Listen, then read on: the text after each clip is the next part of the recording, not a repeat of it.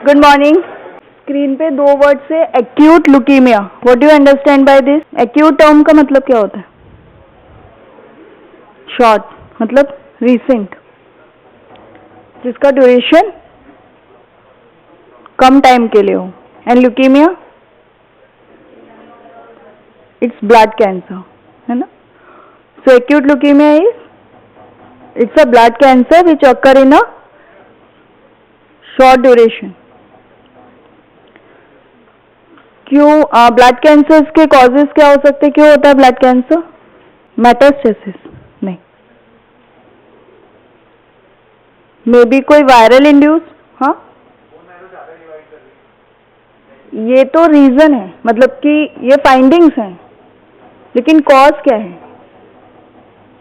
क्यों होगा? कोई जेनेटिक हो सकता है, हेरिडिटी हो सकती है, कोई एनवायरमेंटल एजेंट्स, रेडिएशंस, अगर किसी पेशेंट को किसी और कैंसर्स के रेडिएशंस लग रहे हैं, बिकॉज ऑफ दिस जो हेमाटोपोइटिक सेल्स हैं उसमें कुछ चेंजेस आ जाए, कोई वायरल इंड्यूस्ड हो सकता है। So these are the causes जिसकी वजह से ल्यूकीमिया होता है। ल्यूकीमिया दो टाइप के होते हैं, एक्यूट और क्रोनिक। क्रोनिक मीन्स जो कि काफी टाइम से चल रहे हैं, जिनकी जो पैथोजेनेसिस होगी वो सडन ऑनसेट नहीं होगा, वो धीरे धीरे धीरे ग्रेजुअली प्रोग्रेस कर रहा होगा। ठीक है, मेन होता है एक्यूट ल्यूकीमिया में मिलता क्या है? सबसे ज्यादा क्या होगा? काउंट्स इंक्रीज होंगे। क्यों? क्योंकि मैरो रैपिडली डिवाइड कर रही होगी। ठीक है, तो क्या होगा? काउंट्स इंक्रीज होंगे, लेकिन किसी किसी कंडीशंस में काउंट्स डिक्रीज भी हो सकते हैं। सो ल्यूकीमिया को हम एक और, हाँ, ल्यूकीमिया को हम डिफाइन कैसे, मतलब कि दो उसमें डिवाइड करते हैं हम, माइलॉइड और लिम्फॉइड। माइलॉइड मीन्स, माइलॉइड से क्या मतलब होता है? ग्रैनुलोसाइट्स, है ना? And lymphoid is lymphocytes. तो जो माइलॉइड होते हैं उसमें ग्रैनुलोसाइट्स, मोनोसाइट्स, इओसिनोफिल्स, बेसोफिल्स ये सब आते हैं। और लिम्फॉइड में क्या आता है? लिम्फोसाइट्स, बी और टी। ठीक है, दो टाइप की क्लासिफिकेशन से ल्यूकीमिया डिस्क्राइब किए गए हैं। First is FAB and other is WHO। जो मेन क्लासिफिकेशन अगर आपसे पूछा जाता है तो आपको डिस्क्राइब WHO करना होता है। फैब इज मोर पहले चलता था, लेकिन अब हम WHO के अकॉर्डिंग ल्यूकीमिया क्लासिफाई करते हैं। साइन एंड सिम्टम्स क्या होंगे? सीरीज ब्लड में तो तीन ही कंपोनेंट होते हैं, तीनों अफेक्टेड होंगे, तो क्या होगा? एनीमिया अगर पेशेंट को होगा तो जो एनीमिया के सिम्टम्स साइन है, पैलर, ब्रेथलेसनेस, फटीग। ठीक है, अगर पेशेंट को WBC काउंट्स अफेक्ट होंगी तो क्या होगा? इन्फेक्शंस के लिए प्रोन हो जाएगा। और प्लेटलेट्स अगर रिड्यूस होंगे तो थ्रोम्बोसाइटोपेनिया हुआ तो ब्लीडिंग। ठीक है, so insidious non specific onset, pallor due to anaemia, febrile. Febrile मतलब पेशेंट्स को फीवर आएगा, पेशेंट जब आएगा तो वो हिस्ट्री देगा कि उसे रिकरेंट फीवर की हिस्ट्री होती है। So febrile due to infective WBC, petechiae due to thrombocytopenia, mucous membrane and gum bleed. ये होता है M4 M5। M4 M5 अभी बताऊंगी, वैसे इट्स अ प्रोमाइलोसिटिक। ठीक है, M4 M5 it's M4 is acute promyelocytic leukaemia. इसमें क्यों गम ब्लीड की या म्यूकस ब्लीड की हिस्ट्री मिलती है? क्योंकि इसमें पेशेंट DIC में जाता है। DIC मतलब डिसेमिनेटेड इंट्रावेस्कुलर कोएगुलेशन। ये एक पूरी कैस्केड होता है। थ्रोम्बोसिस होगी, थ्रोम्बोसिस की वजह से प्लेटलेट रिड्यूस्ड हो जाएंगे, वो क्लम्प बनाएंगे, प्लग बनाएंगे, और पेशेंट को थ्रोम्बोसाइटोपेनिया होगा। पीनिया मतलब काउंट्स कम हो जाएंगे, प्लेटलेट कम होगी, इसलिए पेशेंट ब्लीड करेगा। थ्रोम्बोसिस भी कर रहे हैं, थ्रोम्बोसाइटोपेनिया भी हो रहा है। ठीक है, ये पूरा एक कैस्केड होता है DIC, और DIC में पेशेंट को सेव करना बहुत मुश्किल होता है। इसलिए APML मतलब acute promyelocytic leukaemia is an emergency condition. अगर आपको मॉर्फोवाइज APML लगता है, so you have to inform immediately कि पेशेंट हैव APML, और एक ड्रग से इट्स अ लाइफ सेविंग। ठीक है, और अगर आप पेशेंट को नहीं, अगर आप क्लिनिशियंस को इन्फॉर्म नहीं करते हो तो पेशेंट की विद इन आवर्स डेथ भी हो सकती है। So it's acute promyelocytic leukaemia is a emergency condition. Bone pain हो सकता है, क्योंकि मैरो कहाँ होती है? बोन में। अगर मैरो का इन्वॉल्वमेंट होगा तो पेशेंट बोन पेन के साथ भी प्रेजेंट कर सकता है। नॉर्मली जब हम देखेंगे तो सीबीसी में या उसमें तो हमें क्या क्या मिलेगा? Leukocytosis. Leukocytosis means increase in the WBC count, ठीक है। ब्लास्टीमिया मीन्स ब्लास्ट इंक्रीज होंगे। Leukaemic hiatus, Auer rods. ऑरोड्स क्या होता है? ऑरोड्स होते हैं निडल लाइक रॉड से, मतलब समझ में आ रहा होगा ना। रॉड मीन्स एक शार्प निडल, जो एक जैसे पेंसिल होती है, या आप जो आपकी ये निडल होती है ना, जस्ट निडल लाइक आपकी रॉड वो रहते हैं लाइन, और एक किससे बनी हुई होती है? न्यूट्रोफिल्स में क्या होता है? ग्रैन्यूल्स। एज़िरोफिलिक ग्रैन्यूल्स होते हैं ना, वो एज़िरोफिलिक ग्रैन्यूल्स जब कंबाइंड हो जाते हैं then it form a needle like crystal, so it's called or rods, ठीक है। और रॉड्स अगर किसी ब्लास्ट में मिलते हैं तो वो इंडिकेट करता है कि ये ब्लास्ट माइलॉइड के ही होंगे, ठीक है, क्योंकि लिम्फॉइड में ग्रैन्यूल्स नहीं होते हैं, इसलिए लिम्फॉइड के ब्लास्ट में और रॉड्स भी नहीं मिलती हैं। समझ आ रही है? सो और रॉड्स आपको माइलॉइड में मिलेंगी। थ्रोम्बोसाइटोपेनिया रहता है, एनीमिया, और WHO ने डिफाइन किया है ल्यूकीमिया को अगर more than 20% blast in blood और बोन मैरो, ठीक है, तभी आप उसे ल्यूकीमिया जो हम रिटर्न में देते हैं तभी देंगे जब मोर देन 20% ब्लास्ट होंगे। ऐसा क्यों? अगर कम होंगे तो क्यों नहीं देंगे? क्योंकि और भी डिसऑर्डर्स होते हैं जिसमें ब्लास्ट आ जाते हैं, जैसे कि MDS, माइलोडिस्प्लेसिया, उसमें भी ब्लास्ट रहता है लेकिन ब्लास्ट का परसेंटेज 20 से ऊपर नहीं होता है। अगर 20 से अबव है तो वो एक्यूट ल्यूकीमिया ही कहलाएगा, ठीक है। ये तो फ्लो साइटोमेट्री। अदर फाइंडिंग्स जो रहेंगी 1333 इन फ्लो साइटोकेमिस्ट्री में, MPO, ये सब तुम लोग के लेवल के। फैब ने कैसे क्लासिफाई किया, ये इंपॉर्टेंट है, इसको याद करना होगा, ठीक है। फैब ने कैसे क्लासिफाई किया है? M0, M1, M2, M3, M4, M5, M6 और M7। M0 means undifferentiated AML। Undifferentiated मतलब आपको मॉर्फो पे आप नहीं आइडेंटिफाई कर पाओगे कि इट्स अ माइलॉइड ब्लास्ट और इट्स अ लिम्फॉइड ब्लास्ट, ठीक है। सिर्फ आपको क्या दिखेगा कि ब्लास्ट है, ठीक है। 20% से अबव आपको पेरिफेरल स्मेयर में ब्लास्ट दिखेंगे, बट वी कांट से कि इट्स अ माइलॉइड और इट्स अ लिम्फॉइड ब्लास्ट। ये आपको अदर जो आपकी फ्लो साइटोमेट्री होती है उसमें आपको मिलेंगे। एक और चीज होती है, जो भी माइलॉइड के ब्लास्ट होते हैं वो MPO पॉजिटिव होते हैं। MPO means myeloperoxidase stain, ठीक है, MPO पॉजिटिव होते हैं। अगर MPO क्यों पॉजिटिव होंगे? क्योंकि न्यूट्रोफिल्स के जो ग्रैन्यूल्स होते हैं वो MPO पॉजिटिव होते हैं, ठीक है। और जो भी माइलॉइड की सेल्स में हमें ग्रैन्यूल्स होते हैं और वो they are taken MPO। So MPO is important for saying कि इट्स अ माइलॉइड ब्लास्ट। जिसमें MPO नहीं होगा उसमें क्या आएगा? उसको हम कहेंगे अनडिफ्रेंशिएटेड AML, ठीक है। फर्स्ट सेकंड होता है AML विदाउट मैच्योरेशन, ये अलग अलग आएगा अभी। AML with maturation, third one is acute promyelocytic leukaemia, fourth is acute myelomonocytic, fifth is acute monocytic, sixth is erythroleukaemia and seventh is megakaryoblastic leukaemia.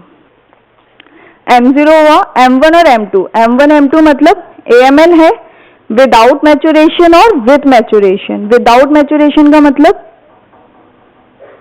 जो न्यूट्रोफिल की series होगी, जैसे कि माइलो, मेटामाइलो, ये अभी इतने मैच्योर नहीं हुए होंगे, मतलब आपको ब्लास्ट के साथ साथ माइलो, मेटामाइलो, न्यूट्रोफिल्स 20% से कम मिलेंगे। ब्लास्ट भी तो 20% से ऊपर मिलेंगे, लेकिन जो माइलॉइड के और सीरीज के सेल्स हैं उनका डिफ्रेंसिएशन नहीं होगा। तो इट मीन्स कि AML है लेकिन विदाउट मैच्योरेशन है। AML विथ मैच्योरेशन जब आपको न्यूट्रोफिल्स वगैरह 40-50% अराउंड या 80% अराउंड मिलते हैं तब आप उसको AML विथ मैच्योरेशन बोलते हो।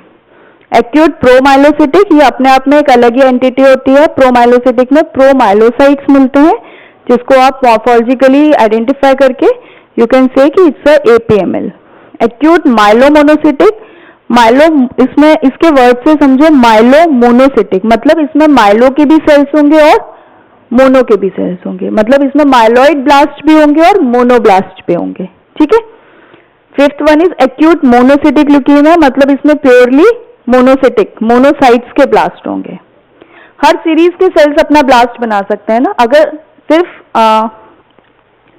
माइलॉइड सीरीज में प्रॉब्लम हुई माइलॉइड मतलब अगर हम कहें ग्रैनुलोसिटिक में, तो क्या होगा, सिर्फ माइलो मेटामाइलो वाले के जो ऊपर प्रिकर्सर्स थे माइलोब्लास्ट, उसमें प्रॉब्लम आएगी। अगर मोनोसिटिक लीनिएज में प्रॉब्लम हुई तो मोनोसिटिक ब्लास्ट आएंगे, एरिथ्रॉइड सीरीज में हुई तो एरिथ्रॉइड ब्लास्ट आएंगे, और इस तरह से ये डिफाइन किया गया है। अगर मेगा 7 में मेगा कैरियोसिटिक, ये एक पूरा आपका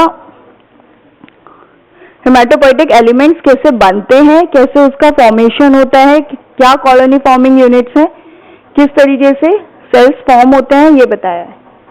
सो HSC is haematopoietic stem cell.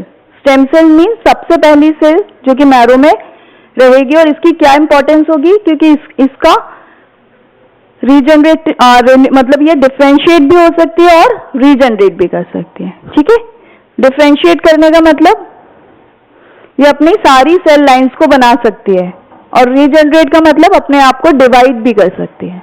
ठीक है, सो ये सारे जो होते हैं ना इंटरल्यूक, ये जो लिखा है ना stem cell forming units, interleukins, ये सारे जो होते हैं, ये these are protein which are required for forming, ये जो कन्वर्जन है इसके लिए इसकी रिक्वायरमेंट होती है। So these are the phases. फिर क्या होगा, कॉलोनी फॉर्मिंग यूनिट बनेंगी। Colony forming unit special basic forming units बनाएगी, जैसे कि एरिथ्रॉइड बन गया, megakaryocytic, granulocytic, erythroids, CFU, basophils. ठीक है, अलग अलग अपनी अपनी यूनिट्स बनाएंगे। देन जब ये जब ये एरिथ्रॉइड से है तो कॉलोनी फॉर्मिंग यूनिट एरिथ्रोपोइटिन आया, एरिथ्रोपोइटिन से RBCs बने। सेकेंड वन हम देखें तो दिस इज मेगा कैरियोसिटिक। मेगा कैरियोसिटिक में TPO, थ्रोम्बोपोइटिन, इंटरल्यूकिन्स के साथ मेगा कैरियोसिटिक बना है। मेगा कैरियोसाइट्स बाद में प्लेटलेट्स फॉर्म करेंगे। सो ये जो है, ये पूरा कैसे मैरो में एलिमेंट्स बनते हैं, डिवाइड होते हैं, वो है।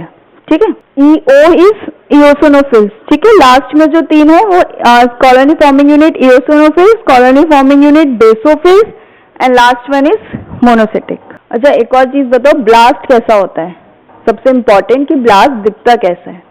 ठीक है, ब्लास्ट जो होगा वो सबसे बड़ी सेल होगी।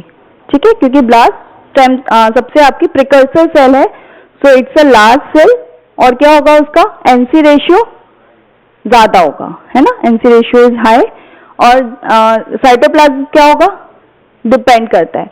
अगर वो लिम्फोइड के ब्लास्ट होंगे तो साइटोप्लाज्म स्कैंट रहेगा, अगर वो माइलॉइड के ब्लास्ट होंगे तो स्कैंट टू मॉडरेट रहेगा। ठीक है, ये सारे फीचर्स होते हैं जो आपको मॉर्फोलॉजी वाइज आप आइडेंटिफाई कर सकते हो कि इट्स अ माइलॉइड ब्लास्ट और इट्स अ लिम्फोइड ब्लास्ट। ठीक है, तो क्या क्या मिला आपको, सेल साइज इंक्रीज होगा। नॉर्मली जो माइलॉइड के ब्लास्ट होते हैं उनका साइज हम स्मॉल लिम्फोसाइट से कंपेयर करते हैं।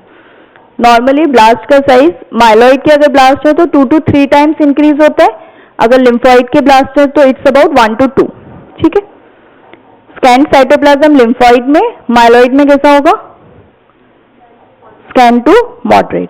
हाई NC रेशियो दोनों में रहेगा, क्रोमैटिन दोनों का ही ओपन रहेगा, और न्यूक्लियोलाई इज इंपॉर्टेंट। ठीक है, अगर वो माइलॉइड के ब्लास्ट है तो आपको प्रोमिनेंट न्यूक्लियोलाई 0 to 2 दिख सकता है। अगर वो लिम्फोइड के ब्लास्ट है तो इट्स नॉट नेसेसरी कि आपको न्यूक्लियोलाई दिखे, but it can be seen. ठीक है, ये जो एक क्रिस्टल लाइक एक ये लाइन दिख रही है, सेकेंड, जो ये सेकेंड कलर की, सेकेंड वाली जो सेल है, जो बहुत बड़ी सेल है, उसमें एक लाइन दिख रही है पिंक कलर की, दैट इज ऑर रॉड्स। ठीक है, इसको बोलते हैं हम ऑर रॉड्स। तो ऑर रॉड्स क्या है, ऑर रॉड्स डिफाइन करने के लिए आता है, or rods is a needle like crystals which is magenta और पिंक इन कलर। और ये क्या होते हैं, ग्रैनुलो एज़ोरोफिलिक ग्रैन्यूल्स जो होते हैं उसके एक्यूमुलेशन से बनते हैं। ठीक है, इसीलिए ये माइलॉइड ब्लास्ट का फीचर होता है, लिम्फोइड का नहीं। ठीक है, ये जो सारी सेल्स दिख रही है बड़ी वाली, दीज ऑल आर ब्लास्ट, और ये जो दो छोटी सेल्स दिख रही हैं दीज आर एरिथ्रॉइड। ठीक है, ये लेट एरिथ्रोब्लास्ट है, एरिथ्रॉइड पढ़े थे ना, तब ये एरिथ्रॉइड्स हैं। ठीक है, ये ऊपर वाले जो हैं ये माइलॉइड के ब्लास्ट है, और ये जो नीचे वाले हैं ये लिम्फोइड के ब्लास्ट। ये साइज में छोटे होते हैं। ये इधर वाले जो हैं, ये वाला जो दिख रहा है अलग से जो है स्कैन साइटोप्लाज्म होता है, साइज में छोटे होंगे माइलॉइड से, स्कैन साइटोप्लाज्म होता है और ओपन क्रोमैटिन होता है। Nucleoli it can be seen, but इनमें न्यूक्लियोलाई नहीं दिख रहे हैं। ये जो मार्क किया गया है दैट इज ऑर रॉड। ठीक है, अभी समझ में आई और रोड्स? एक और क्लासिफिकेशन से हम डिस्क्राइब करते हैं एक्यूट ल्यूकेमिया को, that is cytochemical. Cytochemical is cytochemistry. Cytochemistry क्या होती है? जो भी न्यूट्रोफिल्स के अंदर मतलब साइटोप्लाज्म में जो भी आपके ग्रैन्यूल्स या आपके जो भी प्रोटीन्स ऑर्गेनेल्स होते हैं उनको हम स्टेन करके देखते हैं कि ये माइलॉइड के ब्लास्ट है या ये लिम्फोइड के ब्लास्ट है। साइटोकेमिस्ट्री अब इतनी इंपॉर्टेंट इसलिए नहीं है क्योंकि अब और एडवांस आ गया है फ्लो साइटोमेट्री। फ्लो साइटोमेट्री क्या होता है? फ्लो साइटोमेट्री सुनी है कभी? फ्लो साइटोमेट्री में क्या होता है? फ्लो मीन्स हम किसी चीज को पास करेंगे, ठीक है? एक मशीन होती है उसमें से हम ब्लड को पास करते हैं, तो जो सेल होती है वो लाइन बाय लाइन उस मशीन से पास होगी। लेजर्स होते हैं, लेजर से वो पास होती है और अपने अपने वेवलेंथ के अकॉर्डिंग सेल्स अलग अलग डिवाइड होते हैं and finally it form a graph on the screen और उसको रीड करके आप आइडेंटिफाई करते हो कि ये मार्कर्स इस सेल्स में आ रहे हैं, तो ये मार्कर्स लिम्फोइड के आ रहे हैं या माइलॉइड के, उसके अकॉर्डिंग हम लिम्फोइड और माइलॉइड डिस्क्राइब करते हैं, ठीक है? साइटोकेमिस्ट्री में क्या होता है? साइटोकेमिस्ट्री स्टेन्स, जो हम जैसे हम सीबीसी की स्लाइड बनाते हैं पेरिफेरल स्मेयर, वैसे ही हम पेरिफेरल स्मेयर बना के उसमें अलग से स्पेशल स्टेन्स डालते हैं और उसके थ्रू हम आइडेंटिफाई करते हैं कि ये माइलॉइड के ब्लास्ट है या लिम्फोइड के ब्लास्ट है। तो साइटोकेमिस्ट्री में हम क्या क्या स्टेन्स यूज करते हैं? एमपीओ और सुडान ब्लैक। एमपीओ अगर पॉजिटिव है तो अगेन ये एएमएल होगा, एमपीओ अगर नेगेटिव है तो हम पास लगाते हैं। पास जो होता है वो पॉजिटिव आता है लिम्फोइड के ब्लास्ट में और M6 M7 में, ठीक है? तो पास किस किस में पॉजिटिव आता है? पास पॉजिटिव ब्लास्ट जो होते हैं वो ALL मीन्स लिम्फोइड के ब्लास्ट, M6 और M7 मीन्स एरिथ्रॉइड और मेगाकैरियोसाइटिक, ठीक है? M0 उसके अलावा AML में अगर आप AML में भी आपके मोनोसिटिक हो सकते हैं या ग्रैनुलोसिटिक हो सकता है। तो जो मोनोसिटिक के लिए स्पेशल होता है वो होता है NSC मतलब नॉन स्पेसिफिक एस्ट्रेजेस, जो कि मोनोसिटिक वाले पॉजिटिव लेते हैं, एंड क्लोरो एसिटेट एस्ट्रेज जो कि माइलोसिटिक वाले पॉजिटिव होते हैं। So M1 M2 M3 M4 these are all MPO and CAE positive and M4 M5 is MPO and NSC positive, ठीक है? एक और हमने सबसे पहले जो फैब क्लासिफिकेशन किया था उसमें हमने एक टर्म पढ़ा था M0, ठीक है? M0 जो होता है क्योंकि उसमें माइलॉइड MPO पॉजिटिव नहीं आता है इसीलिए वो अलग से रखे जाते हैं। These are not MPO positive nor PAS positive, ठीक है? फिर ये शो किया है कि MPO दिखता कैसे है। अच्छा, MPO जो है वो आएगा कहाँ पे पॉजिटिव? न्यूक्लियस में तो आएगा नहीं, साइटोप्लाज्म में आएगा। क्यों? क्योंकि ग्रैन्यूल्स जो होते हैं वो साइटोप्लाज्म में होते हैं। तो पॉजिटिविटी कहाँ लेगा? साइटोप्लाज्म में। ये जो आपको ब्राउनिश सा दिख रहा है ना साइटोप्लाज्म स्कैन टू मॉडरेट होगा, ठीक है? मेनली जो होता है वो न्यूक्लियस होता है, 3/4 सेल्स ऑक्यूपाइड कर जब ब्लास्ट बनता है तो 3 to 4 cells occupied by nucleus, so only 1/4 is remain cytoplasm.